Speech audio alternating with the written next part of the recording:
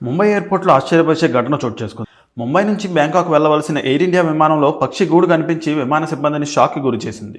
విమానం రెక్కల మధ్య భాగంలో ఉన్న పక్షి గూడును ఓ ప్రయాణికుడు గమనించి ఫోటో తీసి ఎయిర్ హోస్టెస్కు చూపించాడు. ఎయిర్ హోస్టెస్ అప్రమత్తమై వెంటనే పైలట్కు సమాచారం ఇచ్చింది. పైలట్ గ్రౌండ్ స్టాఫ్కు కాల్ చేసి విషయం తెలియజేయడంతో స్పందన మొదలైంది. గ్రౌండ్ స్టాఫ్ దాదాపు గంటల పాటు శ్రమించి రెక్కల మధ్యలో చిక్కుకున్న చిన్న కర్రలు, గూడు భాగాలను తొలగించారు.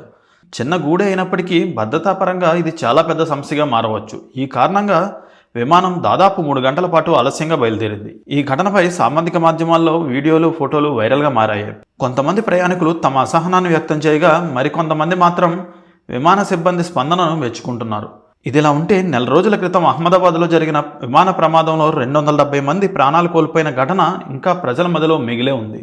అలాంటిది ఇటువంటి చిన్న ప్రమాదకర అంశాలను కూడా సకాలంలో గుర్తించి నివారించడం ఎంతో అవసరం అనే భావన మరోసారి పటిష్టమవుతోంది.